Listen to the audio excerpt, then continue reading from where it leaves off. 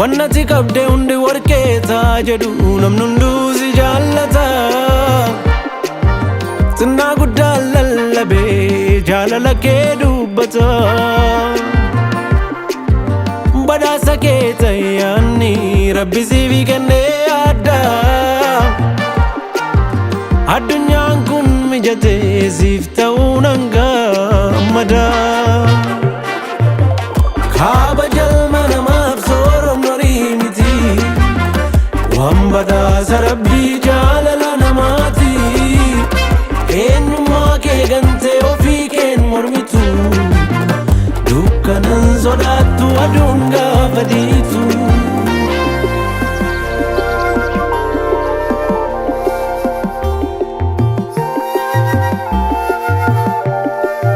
obsa obbolummaa fi kabaja namummaa namni hunduu dubbatee waa'ee makee himaa harki warqee siin jedhu fuulli kee siin sinnaa'u gammachuun kee guddaadha nama hundaafi gaafa ta'u nama jaallatteef amaanamu maqaan kee afaan hin kaafamu wannati qabde hundi warqeetaa jedhu namni hunduu si jaallata xinnaa guddaa lallabee jaalala kee dubbata badhaasa kee tayyaanni rabbi siif kennee addaa addunyaan kun mijatee siif ta'uu nan gammada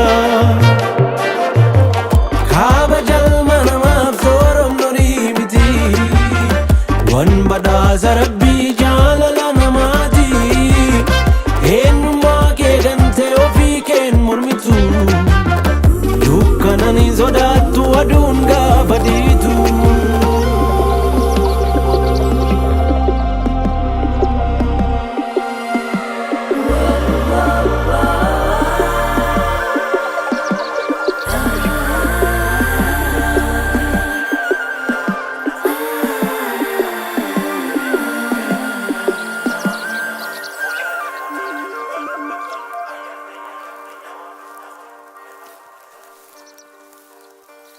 akka sirba durii sammuurraa hiita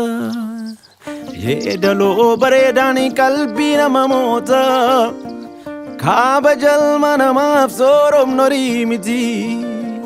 waan badhaasa rabbii jaalala namaati eenyummaa kee gantee ofii kee mormitu dukkanan hin sodaattu aduun gaafa dhiitu